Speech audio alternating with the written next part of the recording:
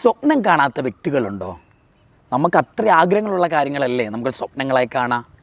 2 type ആൾക്കാരുണ്ട്. ഒന്നാമത്തെ type ആൾക്കാർ ഇഷ്ടം പോലെ സ്വപ്നം കാണും, പക്ഷെ അതിനു വേണ്ടി പ്രയത്നിക്കാത്ത ആൾക്കാരാ, മാറ്റിവെക്കുന്നവരാ, എന്നെ കൊണ്ട് നടക്കില്ലെന്ന് ചിന്തിക്കുന്നവരാ. എന്നാൽ രണ്ടാമത്തെ ടൈപ്പ് ആൾക്കാരുണ്ട്. ഒരു സ്വപ്നം കണ്ടാൽ അത് നേടിയെടുക്കാൻ വേണ്ടി അത്രത്തോളം പ്രയത്നിക്കുന്ന ആൾക്കാർ. അവർ നേടിയെടുത്തിട്ടേ അവർ തിരിച്ചു വരാറുള്ളൂ. ഒന്നാമത്തെ ടൈപ്പ് ആൾക്കാരായിരിക്കും നമ്മളിൽ മെജോറിറ്റി ആൾക്കാർ, ഒരു 95% അങ്ങനെ. ബാക്കി 5% ആൾക്കാരുണ്ടല്ലോ, അത് രണ്ടാമത്തെ അത്ര സെൽഫ് കോൺഫിഡൻസോട് കൂടി അത്ര ഹാർഡ് വർക്ക് ചെയ്യുന്ന ആൾക്കാരാണ്. ഹലോ ഗൈസ്, മക്കളെ, മൈ സെൽഫ് ഡോക്ടർ അഖിൽ. ഇന്ന് നിങ്ങളെ ഞാൻ പരിചയപ്പെടുത്തുന്നത് ആ 5%-ലെ 2 പേരെയാണ് നമുക്കിന്ന് കിട്ടിയേക്കുന്നത്. അപ്പോൾ ഇന്ന് നമ്മുടെ ഒപ്പമുള്ളത് നാജിയ ആൻഡ് ആദില. ഇവർ തൃശ്ശൂർ മെഡിക്കൽ കോളേജിൽ ഫസ്റ്റ് ഇയർ MBBS പഠിക്കാം കേട്ടോ. അപ്പോൾ നമുക്ക് അവരോട് കോളേജ് ലൈഫും അവരുടെ വിശേഷങ്ങളും അവരുടെ നീറ്റ് പ്രിപ്പറേഷനൊക്കെ നമുക്ക് ചോദിച്ചറിയാം. ഹായ്, എന്തൊക്കെ വിശേഷങ്ങൾ? നല്ല വിശേഷം. കോളേജൊക്കെ എങ്ങനെ പോകണം?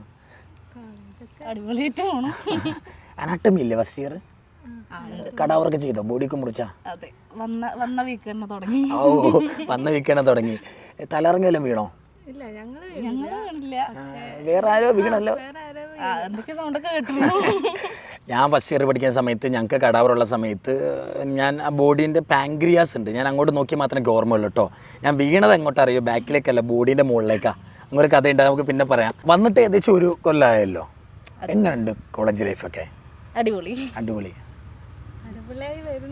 വരുന്നു. എന്തോ ഒരു കുറവുണ്ട് കേട്ടോ, അടിപൊളിയായിട്ട് വരുന്നുണ്ട്. സ്റ്റഡീസ് വെച്ച് ബാക്കിയെല്ലാം എക്സാമുകൾ കാര്യങ്ങളൊക്കെ വരിക അല്ലേ? ഓക്കെ, ഞാൻ കുറച്ച് കാര്യങ്ങൾ ചോദിച്ചറിയാൻ വേണ്ടി കേട്ടോ. നിങ്ങളുടെ ജൂനിയേഴ്സ് ഇനിയിപ്പോൾ അടുത്ത മാസം നീറ്റ് എഴുതാൻ പോവാണല്ലോ, അപ്പോൾ അവർക്ക് നിങ്ങളുടെ നിന്നൊരു മോട്ടിവേഷൻ കിട്ടണം, അത്രേ ഉള്ളൂ കേട്ടോ. അപ്പം നമുക്ക് നേരെ തുടങ്ങാം. HOD മാരൊക്കെ എങ്ങനെയുണ്ട്? പ്രൊഫസേഴ്സൊക്കെ കലിപ്പാണോ? അത്യാവശ്യം. അപ്പം എല്ലായിടത്തും അങ്ങനെയൊക്കെ കാണും മക്കളെ. അപ്പം ഞാൻ ഒരു കാര്യം ചോദിക്കട്ടെ. ഞാൻ എൻ്റെ ചെറുപ്പത്തിൽ എനിക്ക് എൻജിനീയർ ആകാനാട്ടോ താല്പര്യം. ഒരു ഹൈസ്കൂൾ കാലഘട്ടം. ഹയർ സെക്കൻഡറി ആയപ്പോഴത്തേന് എനിക്ക് ടീച്ചറാകാൻ താല്പര്യം വന്നു. പിന്നെ ഞാനിപ്പോൾ ആയത് ഡോക്ടറാണ് മക്കളെ. അപ്പോൾ ഓരോ ആൾക്കാരും ഓരോ ടൈമിൽ ഓരോ ചിന്താഗതിയാണ് ആകണം എന്നുള്ളത്. നിങ്ങൾക്ക് ഒരു ഏകദേശം ഒരുപാട് 28 ലക്ഷത്തോളം ആൾക്കാർ എഴുതുന്ന ഒരു എക്സാമാണ് നീറ്റ് എക്സാം. അപ്പോൾ അതിന് പോകണം, അതിന് പോയിട്ട് എനിക്ക് ഡോക്ടറാകണം, ഒരു മെഡിക്കൽ കോളേജിൽ അഡ്മിഷൻ നേടണം, ആ ഒരു ആഗ്രഹം എങ്ങനെ വരുന്നത്? ഞാനും ഈ പറഞ്ഞ പോലെ തന്നെ +2 വരെ ടീച്ചിങ് ഫീൽഡ് എടുക്കാം അങ്ങനെ കരുതി നിന്നിരുന്നതായിരുന്നു. അപ്പോൾ +2 കഴിഞ്ഞപ്പോൾ വെറുതെ ഒന്ന് ക്രാഷ് ചെയ്ത് നോക്കി. അപ്പോൾ കുഴപ്പമില്ലാണ്ട് സ്കോർ ചെയ്തു. അങ്ങനെ അപ്പോൾ ക്രാഷ് ചെയ്തപ്പോൾ എജുപോർട്ടിൻ്റെ യൂട്യൂബ് വീഡിയോസ് ആയിരുന്നു കണ്ടത്. അങ്ങനെ റിപ്പീറ്റ് എജുപോർട്ടിൽ ജോയിൻ ചെയ്തു. ഓക്കെ, അങ്ങനെ തോന്നുന്നു മക്കളെ ടീച്ചറാകാൻ ആഗ്രഹമുള്ളവരൊക്കെ ഡോക്ടറിൽ എത്തുന്നതെന്ന് തോന്നുന്നു കേട്ടോ. അതെ, മോൾക്കും ടീച്ചറാകാനായിരുന്നോ? അല്ല അല്ല, എനിക്ക് ഡോക്ടർ ആവാനായിരുന്നു ആഗ്രഹം. പിന്നെ ഞാൻ 10th ഓൺലൈൻ ട്യൂഷൻ ഉണ്ടായിരുന്നു. അപ്പോൾ പിന്നെ +1 +2 ഞാൻ പെയ്ഡായിട്ട് ചേർന്നു. അപ്പോൾ പിന്നെ എനിക്ക് വേറെ ഡൗട്ടൊന്നും ഉണ്ടായില്ല. ഇപ്പോൾ നീറ്റ് റിപ്പീറ്റ് ചെയ്യാൻ പോവുകയാണെങ്കിൽ തന്നെ എജുപോർട്ട് തന്നെ സെലക്ട് ആയാന്ന് കരുതി അങ്ങനെ ഇവിടെ വരുത്തി. കുടുംബത്തിൽ ആരെങ്കിലും ഡോക്ടേഴ്സ് ഉണ്ടോ? ഇല്ല, ഫസ്റ്റ് ഡോക്ടർ. കട്ട് ചെയ്യണ്ട കേട്ടോ, ഇതെന്നെ പോക്കോട്ടെ, കട്ട് ചെയ്യല്ലേ. ട്രൈ ചെയ്തിരുന്നു എൻ്റെ 2 സിസ്റ്റേഴ്സ്, പക്ഷെ കിട്ടിയില്ല. എനിക്ക് കിട്ടിയത്. പിന്നെ കസിൻസ് ഒക്കെ ഉണ്ട്. നമ്മുടെ കുടുംബത്തെ ആരെങ്കിലും കണ്ട് നമുക്ക് ഇങ്ങനെ മോട്ടറാക്കി അതാണ്. ഇപ്പം ഞാൻ അടുത്ത കാര്യം ചോദിക്കട്ടെ. നീറ്റ് റിപ്പീറ്റ് ഒറ്റ വാക്കിൽ പറയാൻ പറഞ്ഞാൽ എന്താ പറയാ? Struggling, hard work. Struggling, hard work or extra ഒന്നുമില്ല കേട്ടോ. 2 ഞാൻ ഒറ്റ വാക്കേ ചോദിച്ചിട്ടുള്ളൂ മക്കളെ. അപ്പം ഹാർഡ് വർക്ക് ആൻഡ് സ്ട്രഗിളിങ് നിങ്ങൾ ഈ പോയിൻ്റൊക്കെ നോട്ട് ചെയ്ത് വെക്കേണ്ട കേട്ടോ. ഇനി പോകേണ്ട ജൂനിയേഴ്സ് കാര്യങ്ങളൊക്കെ. കൺസിസ്റ്റൻസി, കുറേ സിംഗിൾ ലൈൻ വരുന്നുണ്ട്, ഒറ്റ വാക്കിൽ കുറേ വാക്കുകൾ വരുന്നുണ്ട്.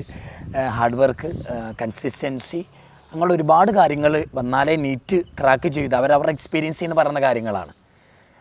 ഈ കോളേജിലേക്ക് വരുന്നതിന് മുമ്പ് പല ചിന്താഗതി കാണുമല്ലോ. അവിടെ ചെല്ലുമ്പോൾ എന്താവും പഠനം നമ്മൾ മനസ്സിലാക്കി വെക്കും, അയ്യോ ഇതായിരിക്കും, ഇതിങ്ങനെ ആയിരിക്കും, അങ്ങനെയൊക്കെ ചിന്തിച്ച് കുട്ടിയൊരു സാധനം കോളേജിൽ എത്തിക്കഴിഞ്ഞപ്പോൾ അങ്ങനെ അല്ലാന്ന് തോന്നി എന്തെങ്കിലും ഉണ്ടോ? പഠിക്കുന്ന രീതിയൊക്കെ പഠിക്കുന്നില്ല. ടൈം ടേബിൾ തരുമ്പോൾ, എക്സാം ടൈം ടേബിൾ ഇടുമ്പോഴാണ് നമ്മൾ പഠിക്കാൻ തുടങ്ങുക. പക്ഷെ അങ്ങനെ പഠിച്ചാൽ കിട്ടും. റിപ്പീറ്റിൻ്റെ പോലെ ഡെയിലി വന്നിരുന്ന് പഠിക്കേണ്ട കാര്യമില്ല. ആക്ച്വലി പഠിക്കാനുണ്ട്, ഒരുപാടുണ്ട്. പക്ഷെങ്കിൽ ആ ടൈം ടേബിൾ കിട്ടുന്ന ആ ഒരു ടൈമിൽ തുടങ്ങിയാലും തീരും. പക്ഷെ അപ്പോഴെങ്കിലും തുടങ്ങണം. ഓക്കെ മക്കളെ, ഇവർ ഈ കോളേജിൽ എത്തിയിട്ടുള്ള കാര്യങ്ങളാണ് സംസാരിക്കുന്നത്. പക്ഷേ ഇവർ നീറ്റിനൊക്കെ നല്ല പുലികളാണ്. ഞാൻ ഇവരൊക്കെ ഹോസ്റ്റലിലൊക്കെ പോയവരാണ്, കുത്തിയിരുന്ന് പഠിക്കുന്ന ടൈപ്പാണ് കേട്ടോ. നിങ്ങളിപ്പോൾ ഇവിടെ ഇങ്ങനെ നടക്കുന്ന കരുതി നോക്കണ്ട. ഇവർ നീറ്റ് ലൈഫിൽ ഇവർ നല്ലപോലെ ഹാർഡ് വർക്ക് ചെയ്തവരാണ്. ഞാൻ കോളേജിലേക്ക് വരുന്നേക്കാൾ മുമ്പ് വിചാരിച്ച് നല്ല റാഗിങ് ഒക്കെ ഉണ്ടാവുമെന്ന്. പക്ഷെ ഇവിടെ വന്നപ്പോൾ റാഗിങ് ഒന്നുമില്ല, നല്ല സപ്പോർട്ടീവ് സീനിയേഴ്സ് ആണ്. മിഠായി വാങ്ങി കൊടുക്കട്ടെ അവർക്ക്. അതെ. പിന്നെ പഠിക്കേണ്ട രീതി നീറ്റിനൊക്കെ അത്യാവശ്യം കുറേ മണിക്കൂറുകൾ പഠിച്ചിരുന്നു. പക്ഷേ ഡെയിലി 1 മണിക്കൂറിൻ്റെ അടുത്തേൽ പഠിക്കുകയാണെങ്കിൽ നല്ല മാർക്കോട് കൂടെ വിജയിക്കാൻ പറ്റും. പക്ഷെ അതൊന്നും ഞങ്ങൾ ചെയ്യുന്നില്ലെന്നാണ് യാഥാർത്ഥ്യം. നമുക്ക് നീറ്റ് ലൈഫിലേക്ക് വരികയാണെങ്കിലേ, ഞാൻ എൻ്റെ ജീവിതത്തിൽ ഞാൻ ഡോക്ടറാകാൻ ആഗ്രഹിച്ചത് എൻ്റെ ജീവിതത്തിലെ കഷ്ടപ്പാടുകളാണ്. ഞാൻ ഒരുപാട് ഷോർട്സ് കാര്യങ്ങളൊക്കെ കേട്ട് നിങ്ങൾ തന്നെ മടുത്തിയായിരിക്കും. അപ്പോൾ എൻ്റെ സ്പാർക്ക് എൻ്റെ ജീവിതത്തിൽ നടന്ന ഒരുപാട് കാര്യങ്ങളാണ്. എൻ്റെ ജീവിതത്തിലെ അച്ഛൻ്റെ അസുഖങ്ങൾ, പൈസ ഇല്ലാത്ത പ്രാരാബ്ദങ്ങൾ, അതൊക്കെയാണ് എൻ്റെ ഒരു മോട്ടിവേഷൻ എന്ന് പറഞ്ഞാൽ. ഇപ്പം നീറ്റ്, ഇപ്പോൾ നമുക്കറിയാം നീറ്റ് ലൈഫ് എന്ന് പറഞ്ഞാൽ നമ്മൾ ചില സമയങ്ങളിൽ നമ്മുടെ മാർക്കൊക്കെ കുറയുമ്പോൾ നമ്മൾ അത്ര താന്നു പോകും. ചെല്ലുന്ന ദിവസങ്ങളിൽ തന്നെ നമുക്ക് ഫസ്റ്റ് റാങ്ക് കിട്ടണമെന്നില്ല ആദ്യത്തെ എക്സാമിലൊന്നും. പക്ഷേ ഓരോ എക്സാം കഴിയുമ്പോഴും കയറി വരണം എന്നുള്ള ചിന്ത എങ്ങനെയാണ് വരുന്നത്? അപ്പോൾ അതിൻ്റെ പിന്നിലൊരു സ്പാർക്ക് ഉണ്ടാവുമല്ലോ, ഇത് കയറി വരണം, ഞാൻ ഇത് നേടിയെടുക്കണം. ആ സ്പാർക്ക് എന്താണ്? വീട്ടുകാരെ പറ്റി ആലോചിക്കും. അപ്പോൾ അച്ഛനെ ഉമ്മയൊക്കെ എപ്പോഴും വിളിക്കായിരുന്നല്ലേ? മാർക്ക് പറഞ്ഞാൽ തന്നെ അവരെന്തെങ്കിലും പറയായിരുന്നോ? ഒന്നും പറയില്ല. അതാണ് ചീത്ത പറയുന്നതിനെക്കാട്ടിലും സങ്കടം. എത്ര മാർക്ക് പറഞ്ഞാലും കുഴപ്പമില്ല, അടുത്ത എക്സാം നോക്ക്, ഇതുവരെ ഉള്ളത് പോട്ടെ, നെക്സ്റ്റ് അടുത്തത് നോക്ക്, അങ്ങനെ പറയാറുള്ളൂ. അപ്പം കുറച്ചും കൂടെ കൊള്ളും. പഠിച്ചോളൂ അല്ലേ? മോൾക്കോ സ്പാർക്ക് എന്നല്ല, ഇപ്പോൾ മാർക്ക് കുറയുമ്പോൾ തന്നെ മെൻറ്റേഴ്സ് വന്ന് പറയും മാർക്ക് കുറവാണല്ലോ, ഒന്നും കൂടി നോക്കണം, പഠിക്കണം. പിന്നെ വീട്ടിൽ നിന്ന് അങ്ങനെ പ്രഷറൊന്നുമില്ല, പറ്റുന്ന പോലെ നോക്കിയാൽ മതി, അങ്ങനെയൊക്കെ ആയിരുന്നു. അപ്പോൾ ഇവിടെ 2 കാര്യങ്ങൾ നമ്മൾ മനസ്സിലാക്കേണ്ടത്. ഒന്ന് പേരൻസാണ്. നമ്മളിപ്പോൾ ചെല്ലുന്ന സമയം തന്നെ നമുക്ക് മാർക്ക് നല്ല റാങ്കിൽ എത്തണമെന്നുണ്ടോ? 60 പേരുള്ള ക്ലാസ്സിൽ ഫസ്റ്റ് നീറ്റ് എക്സാമിൽ റിപ്പീറ്റ് ചെയ്യുന്ന സമയത്ത് നമ്മൾ ഫസ്റ്റ് റാങ്ക് എത്തുമോ? ഇല്ല. ചിലപ്പോൾ നമ്മൾ 60ാം റാങ്ക് ആയിരിക്കും. ആ 60 റാങ്കിൽ നിന്ന് ഞാൻ ക്രമേണ മുമ്പിലേക്ക് വരും എന്നുള്ളൊരു സാധനം നമ്മുടെ ഉള്ളിൽ, നമ്മുടെ പേരൻസിൻ്റെ സപ്പോർട്ട് വലിയൊരു ഫാക്ടറാണ്. ഒരു റാങ്ക് കുറഞ്ഞു പോയാൽ ആ മക്കളെ കുഴപ്പമില്ല, അടുത്ത എക്സാം നമുക്ക് പിടിക്കാം എന്ന് പറഞ്ഞ പേരൻസിൻ്റെ സപ്പോർട്ട് ഇവർ പറഞ്ഞ പോലെ തന്നെ ഭയങ്കര ഇമ്പോർട്ടൻ്റാണ്.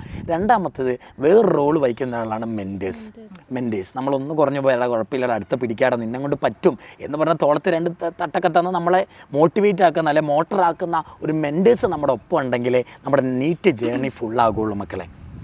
ഇനി അടുത്ത് എനിക്ക് ചോദിക്കാനുള്ളത്, എപ്പോഴെങ്കിലും ഇത് നിർത്തിപ്പോണമെന്ന് തോന്നിയിട്ടുണ്ടോ? ഇതെന്നെ കൊണ്ട് നടക്കില്ല, ഭയങ്കര സ്ട്രെസ്സാണ്, ഭയങ്കര ടെൻഷനാണ്, ഇതങ്ങ് നിർത്തിപ്പോയാലോ എന്നൊക്കെ തോന്നിയിട്ടുണ്ടോ? നീറ്റാണോ? തോന്നിയിട്ടുണ്ട്. എന്നിട്ട് അവിടെ അങ്ങനെ തോന്നി ഒരാളാട്ടോ മക്കളെ തൃശ്ശൂർ മെഡിക്കൽ കോളേജിൽ ഫസ്റ്റ് ഇയർ പഠിക്കുകയാണ്. അപ്പോൾ ആ തോന്നലിൽ നിന്ന് ഇവിടെ എങ്ങനെ എത്തി? ഫാക്കൽറ്റീസിൻ്റെ അടുത്ത് പോകും, അങ്ങനെ തോന്നുമ്പോൾ ലൈക്ക് അവരെ വിളിക്കെങ്കിലും ചെയ്യും. അപ്പോൾ അവർ സംസാരിച്ച് പിന്നെ എങ്ങോട്ട് പോവാനാ, അങ്ങനെ ക്വിറ്റ് ചെയ്ത് പോകുന്നത് ഒരു നല്ല ഓപ്ഷൻ അല്ലല്ലോ. അപ്പൊ അവരോട് സംസാരിക്കുമ്പോൾ തന്നെ കുറെയൊക്കെ ഓക്കെ ആവും, റെഡിയാക്കും. വീണ്ടും ഒരു ട്രാക്കിലോട്ട് കയറ്റി വിടും. മെന്റേഴ്സിനോട് സംസാരിക്കും, വീട്ടിൽ വിളിക്കും, അങ്ങനെയൊക്കെ തന്നെ. അങ്ങനെ തോന്നിയിട്ടുണ്ടോ? ഇല്ല, ഇത് എന്നെ കൊണ്ട് പറ്റും, അത്രേ ഉള്ളൂ, ഞാൻ തോറ്റു കൊടുക്കൂല, ഇത് എന്നെ കൊണ്ട് പറ്റണം കേട്ടോ. സത്യ ഫസ്റ്റ് റിപ്പീറ്റ് ചെയ്തു, ഇവിടെ എത്തി. Thrissur medical college, one of the best medical college in Kerala, അവിടെ പഠിക്കുന്നു.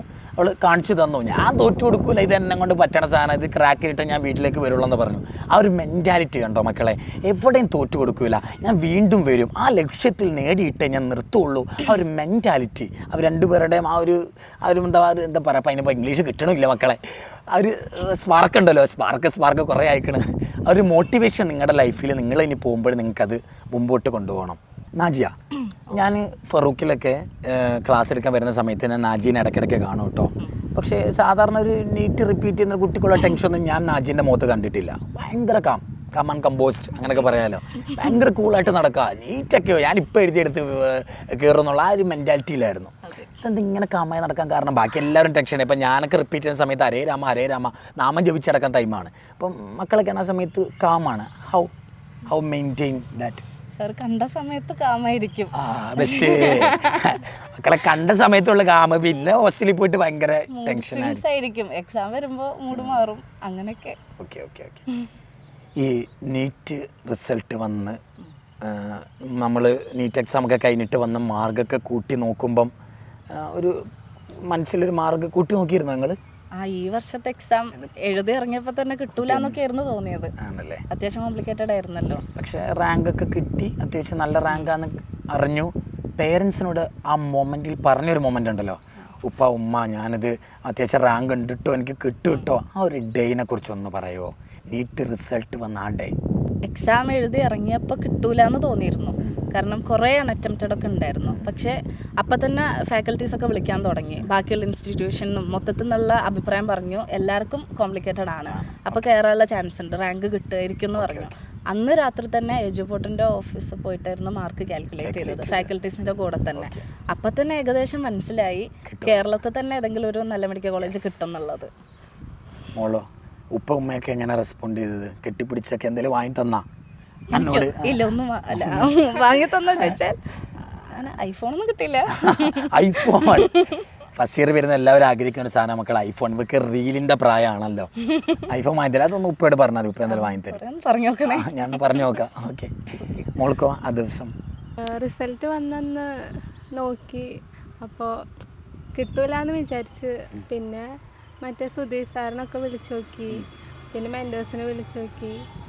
അപ്പം ഇങ്ങനെ നോക്കുമ്പോൾ കുഴപ്പമില്ല, പാരൻസിനോടും പറഞ്ഞ് എല്ലാം സന്തോഷമായില്ലേ? സന്തോഷമായി. ഓക്കെ, ഈ നീറ്റ് നേടിയെടുക്കുമ്പോൾ ഏറ്റവും വലിയ ബെനിഫിറ്റ് എന്താ വെച്ചാൽ നമ്മുടെ കുടുംബത്തിലൊന്നും അങ്ങനെ നീറ്റ് എഴുതി ഡോക്ടേഴ്സ് ആരും ഇല്ലെങ്കിലുണ്ടല്ലോ, നമ്മൾ ഡോക്ടറായ പിന്നെ നമ്മുടെ തുടർന്നുള്ള ഒരു ജനറേഷൻ തന്നെ മാറുകയാണ്. പിന്നെ അങ്ങോട്ട് ഡോക്ടേഴ്സ് വരാൻ തുടങ്ങും, അങ്ങനെ ഒരു ചേഞ്ച് ഉണ്ട് ലൈഫിൽ. നമുക്കിനി പഠിക്കുന്ന അക്കാഡമിക്കിലേക്ക് വന്നാലേ ഈ ബയോളജി, ഫിസിക്സ്, കെമിസ്ട്രി ഉണ്ടല്ലോ, ഇതിൽ ഏറ്റവും കൂടുതൽ കുട്ടികൾ പേടിക്കുന്ന ഒരു സബ്ജക്റ്റ് ഫിസിക്സാണ്. നിങ്ങൾ അതെങ്ങനെ ഡീൽ ചെയ്തത് ആ സബ്ജക്റ്റിനെ? കുറേ ക്വസ്റ്റ്യൻസ് ചെയ്യാം. ക്വസ്റ്റ്യൻസ് ചെയ്തേ തന്നെ ഫിസിക്സ് റെഡി ആവുള്ളൂ തോന്നുന്നത്. കുറേ തിയറി പഠിച്ചിട്ട് മാത്രം കാര്യമില്ല, ക്വസ്റ്റ്യൻ ചെയ്താലേ ടൈം പ്രോപ്പറായിട്ട് മാനേജ് ചെയ്യാൻ പറ്റുള്ളൂ. അതായത് കൺസെപ്റ്റ് ഉണ്ടാക്കാം, തിയറിറ്റിക്കലി കൺസെപ്റ്റ് ഉണ്ടാക്കിയിട്ട് ക്വസ്റ്റ്യൻ ചെയ്യുമ്പോഴാണ് ടൈം മാനേജ്മെൻറ്റും പിന്നെ എങ്ങനെയൊക്കെ ക്വസ്റ്റ്യൻസ് വരാം എന്നുള്ളത് അറിയണമെങ്കിൽ ക്വസ്റ്റ്യൻ ചെയ്ത് തന്നെ നോക്കണമല്ലോ.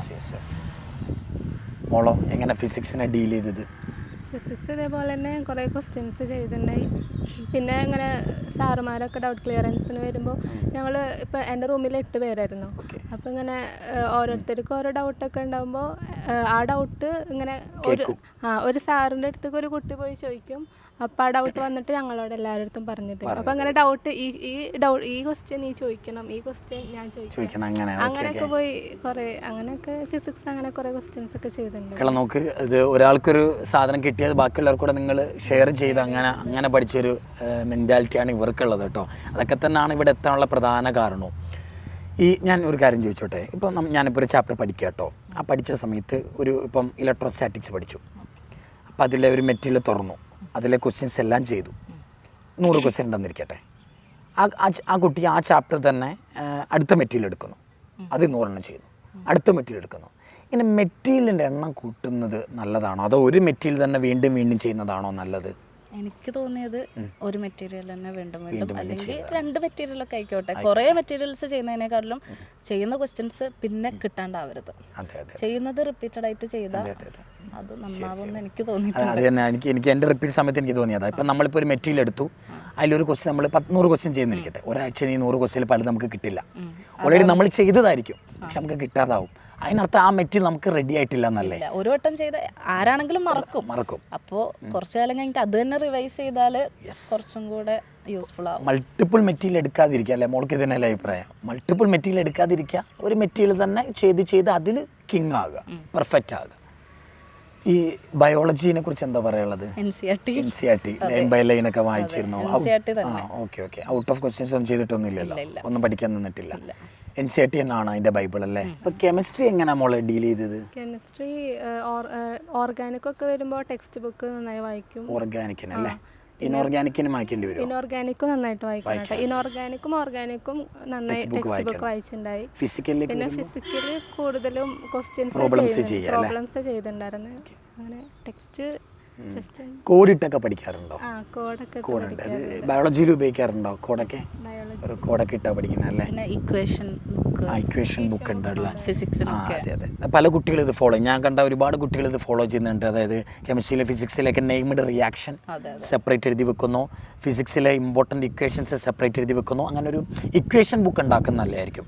ചില കുട്ടികൾ ബയോളജിക്ക് വേണ്ടി നോട്ട് ഉണ്ടാക്കാറുണ്ട്, അത് പ്രോത്സാഹിപ്പിക്കുന്നുണ്ടോ നിങ്ങൾ? ഇല്ല, ആക്ച്വലി ബയോളജി എവിടെ നിന്ന് വേണമെങ്കിൽ ക്വസ്റ്റ്യൻ ചോദിക്കാം. അപ്പം അങ്ങനെ എല്ലാ ലൈനും അത് ഷോർട്ടാക്കാനില്ല, ഇല്ല. അത് മൊത്തം പഠിക്കണം എന്നാണ്. അപ്പോൾ ഈ എക്സ്ട്രാ പോയിന്റുകൾ കിട്ടുമല്ലോ. ടെക്സ്റ്റ് ബുക്കിന്റെ സൈഡിൽ തന്നെ NCERT സൈഡിൽ തന്നെ ബയോളജി എക്സ്ട്രാ പോയിന്റ്സ് എഴുതാം. പിന്നെ ഭയങ്കര ഇമ്പോർട്ടൻ്റ് അല്ലേ ശ്രദ്ധിക്കാത്തത് ഹൈലൈറ്റ് ചെയ്യാം. അങ്ങനെയൊക്കെ ടെക്സ്റ്റിൻ്റെ ഉള്ളിൽ തന്നെ മോഡിഫിക്കേഷൻ ചെയ്താൽ മതിയാകും. അപ്പോൾ മക്കളെ ബയോളജിക്ക് വേണ്ടി സെപ്പറേറ്റ് നോട്ടിന് എഴുതാൻ നിൽക്കേണ്ട. കാരണം ബയോളജിയിൽ ഏത് ലൈനിൽ വേണമെങ്കിലും ക്വസ്റ്റ്യൻ വരാം. അതൊക്കെ എടുത്ത് എഴുതി സമയം കളയാൻ നിൽക്കേണ്ട.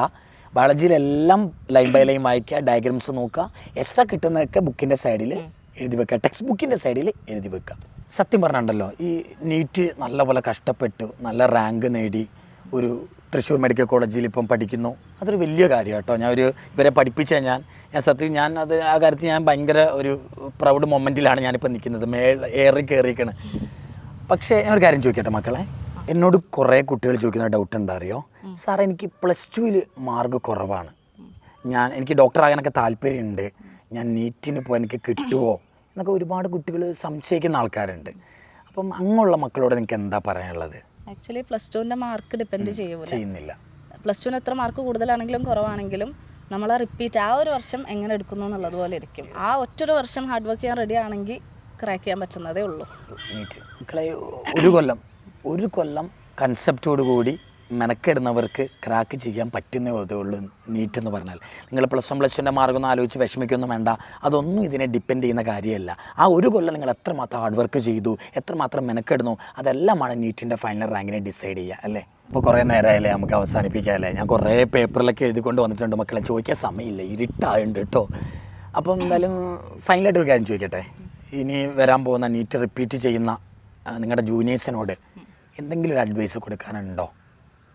അഡ്വൈസ് എന്ന് വെച്ചാൽ പ്രിപ്പയർ ചെയ്യുന്ന സമയത്ത് തിയറിയിൽ മാത്രം ഒതുങ്ങാതെ +1 +2 ഒക്കെ മെജോറിറ്റി നമ്മൾ തിയറി മാത്രം പഠിച്ചു പോകുന്നതായിരിക്കും. പക്ഷേ റിപ്പീറ്റിലോട്ട് കയറുമ്പോൾ തിയറിയിൽ ഒതുങ്ങാതെ മോക്ക് ടെസ്റ്റുകൾ മാക്സിമം അറ്റൻഡ് ചെയ്യാൻ നോക്കുക. അതും കറക്റ്റ് ടൈം ബൗണ്ടഡ് ആയിട്ട് ആ 3 മണിക്കൂർ നീറ്റ് എക്സാം എഴുതുന്നത് പോലെ ടൈമറൊക്കെ വെച്ചിട്ട് എക്സാം എഴുതാൻ ശ്രമിക്കുക. ആൻഡ് എക്സാം എഴുതുന്നതിനേക്കാട്ടിലും ഇമ്പോർട്ടൻ്റ് ആയിട്ട് നോക്കേണ്ടത് ആ പേപ്പർ ഇവാലുവേറ്റ് ചെയ്യുക എന്നുള്ളതാണ്. അപ്പോൾ എന്ന് വെച്ചാൽ നമ്മൾ ചിലപ്പോൾ ആ ഇവാലുവേറ്റ് ചെയ്യാൻ ഒരുപാട് ടൈം എടുക്കും. 3 മണിക്കൂർ എക്സാം എഴുതാൻ എടുക്കുകയാണെങ്കിൽ 3+ hours എടുക്കും അത് ഇവാലുവേറ്റ് ചെയ്യാൻ വേണ്ടിയിട്ട്. അപ്പം ആ ഒരു സമയം വേറെ തിയറി പഠിക്കാമല്ലോ എന്ന് കരുതി ഇരിക്കുന്നത് ഒരു മണ്ടത്തരാണ്.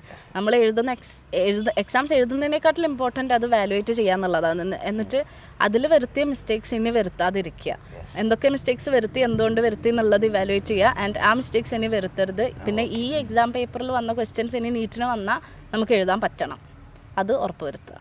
അപ്പോൾ മക്കളെ പേപ്പർ പെൻഡിങ് വെക്കല്ലേ. വേറെ എന്തെങ്കിലും പഠിക്കാൻ കാണും, പക്ഷേ അതിന് പോകരുത്. ഒരു എക്സാം കഴിഞ്ഞാൽ അതിൻ്റെ പേപ്പർ കംപ്ലീറ്റ് ചെയ്തിട്ട് വേണം അടുത്ത പഠിക്കാൻ. മോൾക്ക് എന്തെങ്കിലും ഇപ്പോൾ മോക്ക് ടെസ്റ്റ് എഴുതുമ്പോൾ തന്നെ റാങ്ക് ഇപ്പോൾ ഒറ്റയടിക്ക് നമുക്ക് ഫസ്റ്റിലൊന്നും എത്താൻ പറ്റില്ല. അപ്പോൾ ഓരോ എക്സാം കഴിയുമ്പോൾ നമുക്ക് ആദ്യത്തെ റാങ്കിനേക്കാൾ കുറച്ച് കൂടിയോ ഒരു 2 റാങ്ക് കൂടിയാലും അതൊരു ഇമ്പ്രൂവ്മെൻ്റ് ആണ്. അത്ര നമ്മൾ നോക്കിയാൽ മതി. നമ്മളിങ്ങനെ ഇമ്പ്രൂവ്മെൻ്റ് ആയി റാങ്ക് കൂടി വരുന്ന നോക്കിയാൽ മതി. പിന്നെ നമുക്ക് എന്ത് ഡൗട്ട് ഉണ്ടെങ്കിലും ഫാക്കൾട്ടീസിനോട് പോയി ചോദിക്കും. ഇപ്പോൾ എജു പോർട്ടിൻ്റെ തന്നെ മെയിനായിട്ട് ഇപ്പോൾ എല്ലാവരും പറയുന്നത് കയറിയവരോടൊക്കെ ചോദിക്കുകയാണെങ്കിൽ അവർ പറയുന്നത് ഫാക്കൾട്ടീസാണ്. കാരണം നല്ല സപ്പോർട്ട് ചെയ്യണം. അവർ പൊട്ട ക്വസ്റ്റ്യൻസ് ആണോ അങ്ങനെയൊന്നും നോക്കില്ല. എന്ത് പൊട്ട ക്വസ്റ്റ്യൻസ് പോയി ചോദിച്ചാൽ അവർ നമ്മളെ അങ്ങനെ വിലയിരുത്തൂല. നല്ല രീതിയിൽ തന്നെ അവർ പറഞ്ഞു തരും. അപ്പോൾ ഡൗട്ടൊക്കെ ഉണ്ടെങ്കിൽ നമ്മുടെ ആവശ്യമാണ് ഡൗട്ട് ക്ലിയർ ചെയ്യുക, ചോദിക്കുക. നമുക്ക് ആരുടെ മടിയൊന്നും വേണ്ട അല്ലേ. നമുക്ക് മടിയൊന്നും കാണിക്കണ്ട. ആൾക്കാരെന്ത് വിചാരിക്കും നമ്മൾ നോക്കണ്ട. നമുക്ക് ഡൗട്ട് വന്നാൽ നമ്മൾ പോകുന്നു, മെനക്കെടുന്നു, മനസ്സിലാക്കുന്നു, ചോദിക്കുന്നു, അത്രേ ഉള്ളൂ അല്ലേ. അപ്പോൾ മക്കളെ, അതിലെയും നാജിയും പറഞ്ഞ ഒരുപാട് കാര്യങ്ങൾ നിങ്ങൾക്ക് മനസ്സിലാക്കാണമല്ലോ. നീറ്റ് ചെയ്യാൻ പോകുന്ന സമയത്ത് നമ്മൾ ഒരുപാട് മിസ്റ്റേക്കുകൾ വരുത്താറുണ്ട്. അതൊക്കെ നിങ്ങൾ മാക്സിമം ഒഴിവാക്കാൻ നോക്കുക. മെറ്റീരിയൽ നല്ലപോലെ ചെയ്യുക, ക്വസ്റ്റ്യൻ പേപ്പർ അറ്റൻഡ് ചെയ്യുക. എപ്പോഴും റാങ്ക് കുറഞ്ഞു പോയാലും അടുത്തതിൽ ഞാൻ കയറി വരുമെന്ന് പറയുന്ന സെൽഫ് കോൺഫിഡൻസോടെ മുമ്പോട്ട് പോകാൻ ശ്രമിക്കുക. ചുമ്മാ റീല് കണ്ട് ഇരുന്നാൽ മാത്രം പോരാ, ഇതിനു വേണ്ടി നല്ലപോലെ മെനക്കെടണം. നിങ്ങളെ കൊണ്ട് പറ്റും. മനുഷ്യന്മാരിടുന്ന പേപ്പറല്ലേ നീറ്റ് എന്ന് പറഞ്ഞാൽ, അത് മനുഷ്യന്മാരെ കൊണ്ട് സോൾവ് ചെയ്യാൻ പറ്റുന്നതേ ഉള്ളൂ. കമോൺ ഗൈസ്, നിങ്ങളും ഇതേപോലെ ഡോക്ടറാകുക. നാളെ നിങ്ങളെയും എനിക്ക് ഇൻ്റർവ്യൂ ചെയ്യാൻ സാധിക്കട്ടെ. Good bye.